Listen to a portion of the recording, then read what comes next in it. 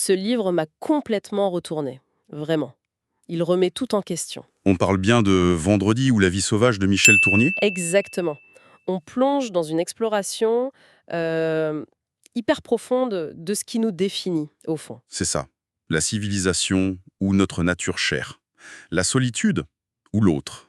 L'expérience, ouais, elle est vertigineuse. On suit Robinson, un homme somme toute ordinaire qui survit à un naufrage terrible en 1759. Et on est tout de suite jeté avec lui, dès les premières lignes, sur une plage, seul au monde. Et c'est là tout le paradoxe.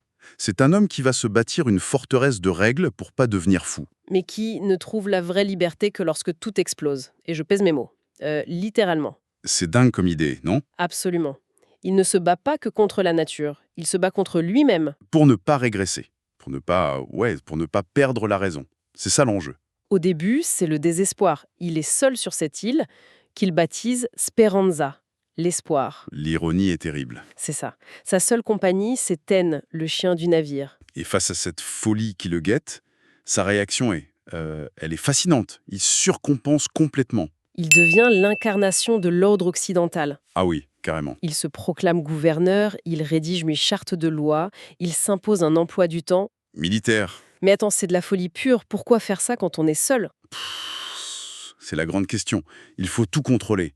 La nature et surtout lui-même. En fait, on pourrait se dire que c'est une tentative de garder son humanité, mais Tournier nous dit autre chose. Quoi donc? C'est peut-être le symptôme d'un homme qui ne peut pas penser le monde sans le contrôle. Il ne s'adapte pas à l'île. Non, il essaye de la soumettre. Voilà. Il se construit une prison mentale pour ne pas affronter le vide. Une prison dont le projet le plus dingue, c'est ce bateau, l'évasion. Ah, ce bateau. Il y met toute son énergie, c'est son but ultime. On le suit, on y croit avec lui.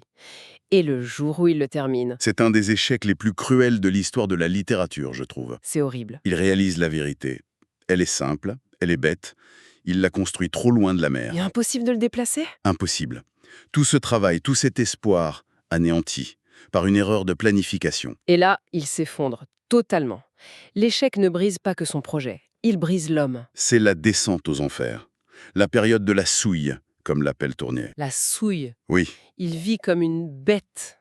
Vraiment. Ouais. Vautré dans la boue, dans une vasière. il lâche tout. Tout. Il ne se lave plus. Ses cheveux poussent, ils deviennent longs et roux.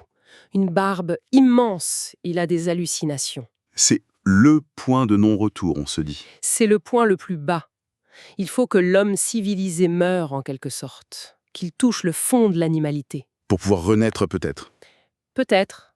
À ce moment-là, on a l'impression que le livre pourrait s'arrêter. C'est la fin de l'homme. Mais c'est là que tout bascule. C'est précisément à ce moment de néant total que l'autre arrive. Des années après le naufrage, des Indiens Araokans débarquent pour un rituel. Et Robinson intervient. Il sauve l'un des prisonniers et pour la première fois, il n'est plus seul. Il le nomme Vendredi. Et là, on s'attend à une belle histoire, une amitié immédiate. Mais non. Pas du tout. La dynamique de départ, elle est terrible en fait. Elle est coloniale. Purement. Robinson, à peine sorti de sa propre déchéance, il redevient le maître, le civilisateur. C'est fou. Il est le maître. Vendredi, c'est l'élève, le serviteur. Il lui apprend sa langue, ses règles. Il veut le modeler à son image. C'est une critique directe du roman de Defoe, de Robinson Crusoe, non? Ah mais complètement. Dans l'original, cette civilisation est vue comme un bienfait. Ici, Tournier nous la montre comme une oppression. Presque ridicule. Et on sent bien que l'ordre de Robinson, il est stérile, rigide. Alors que la sauvagerie de Vendredi, elle est pleine de vie, de poésie. Vendredi n'est pas une page blanche, il a sa propre vision du monde. Et c'est là que ça coince. Vendredi ne rentre pas dans le moule. Pas du tout. Il est la joie, le jeu. Il fait des bêtises, il s'amuse. Il décore même les cactus avec les vieux habits de gouverneur de Robinson. Il est l'imprévu. C'est le grain de sable dans la machine. Il est plus qu'un grain de sable. Il est la mèche qui va tout faire sauter. Et ça arrive d'une manière totalement inattendue. C'est ça qui est génial. Un jour, Vendredi, par curiosité, il prend la pipe de Robinson. Et il fume en cachette. Forcément? Il entend Robinson arriver, il panique, et il jette la pipe encore allumée. Non. Si. Juste à côté des tonneaux de poudre que Robinson avait sauvés du navire. Oh là là. L'explosion. Cataclysmique. Ça pulvérise tout. La maison, la forteresse, la charte de loi. Tout son monde. Tout ce qu'il a mis des années à bâtir est anéanti. En une seconde. C'est un retour à la case départ. Oui, mais la réaction de Robinson, c'est la chose la plus surprenante du livre. On s'attend à de la colère, de la fureur. Non, tout son travail est parti en fumée. Ce serait la réaction logique. Mais non, il n'y a pas de colère. Il y a un sentiment de libération. De libération. Oui, c'est là toute la génialité de Tournier. Il comprend instantanément que cette explosion, ce n'est pas une perte. C'est une chance. Exactement. Il voit les ruines fumantes de sa vie et il rit. Il réalise que sa forteresse, c'était une prison et que Vendredi vient de lui en donner les clés. C'est le grand basculement du roman. À partir de ce moment, les rôles sont complètement inversés. Ce n'est plus Robinson le maître. Non, c'est Vendredi qui devient le guide, l'initiateur à la vie sauvage. Et il faut préciser que la vie sauvage, ce n'est pas la régression animale qu'il a connue avant. Ah non, rien à voir. C'est une autre forme de civilisation. Une civilisation solaire, poétique, en harmonie avec les éléments. En somme, c'est Vendredi qui lui apprend à vivre. Totalement. À vivre dans le présent, à ne plus planifier, à ne plus stocker, à jouer, à rire. Et Robinson se transforme. Physiquement, il rajeunit, sa peau bronze, il abandonne ses vêtements. Et mentalement surtout. Ils s'ouvrent à un monde qu'ils ne faisaient que combattre. Ils deviennent des frères. Leur vie n'est plus une survie, c'est une célébration. C'est ça. Et la poésie de Vendredi est partout. Il y a ce passage incroyable avec le bouc sauvage, Andouard. Le roi de l'île. Oui. Après un combat épique, le bouc est tué. Et Vendredi ne se contente pas de le manger. Il va transformer sa mort en art. C'est magnifique ce passage. Il utilise la peau du bouc pour fabriquer un cerf-volant. Un cerf-volant géant, presque humain, qui danse dans le ciel. C'est l'âme d'Andouard qui est libérée. Et avec le crâne, il fait une harpe éolienne. Exactement. Il la place sur un rocher et le vent produit une musique étrange, mélancolique. La mort devient un chant éternel. La vie sauvage, c'est ça. C'est l'acceptation du cycle de la vie, de la mort et sa sublimation par l'art.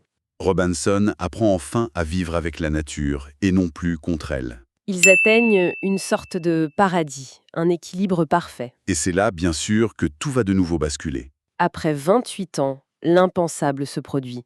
Un navire anglais, le Whitebird, accoste. La civilisation est de retour. C'est la chance de sa vie, en théorie, le rêve de toujours, rentrer chez lui. Sauf que le Robinson qui voit les marins débarquer n'est plus le même homme. Il voit leur brutalité, leur cruauté. Il tue les animaux pour le plaisir, il pille l'île. Il réalise que cette civilisation est bien plus sauvage, en fait, que la vie qu'il a construite. Le mot « sauvage » change de sens. Les vrais sauvages, ce sont eux. Le dégoût est total.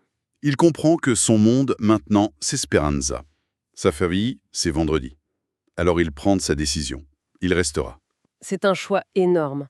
Un refus du monde où il vient. Immense. Soulagé, il part chercher son ami, son frère, pour lui annoncer la bonne nouvelle. Et c'est là que le drame final se joue. Il arrive sur la plage, il voit le navire lever l'ancre. Et il comprend. Vendredi n'est plus là. Non. Fasciné par ce grand navire, curieux de l'autre monde, il est monté à bord. Il est parti. C'est d'une héroïne tragique. Au moment où il choisit l'île contre le monde, son ami choisit le monde contre l'île. Il est de nouveau seul. Mais cette fois, c'est pire. C'est pire, parce qu'il a refusé son unique chance de partir. Et celui pour qui il restait l'a abandonné. On se dit que c'est la fin la plus terrible possible. La solitude ultime, sans aucun espoir. On pourrait le croire. Et pourtant, l'histoire ne s'arrête pas tout à fait là. Comment ça? Alors que le désespoir le submerge, au moment où il se croit condamné pour de bon, il découvre quelque chose. Quoi donc? Ou plutôt, quelqu'un. Le navire n'a pas seulement emporté Vendredi. Il a aussi laissé quelqu'un derrière lui. Et une toute nouvelle vie, totalement inattendue, va pouvoir commencer. Tiens, justement, ça me fait penser, j'ai une bonne nouvelle pour vous qui nous écoutez. Ce livre est disponible sur Audible et vous pouvez le récupérer gratuitement en cliquant sur le premier lien dans la description.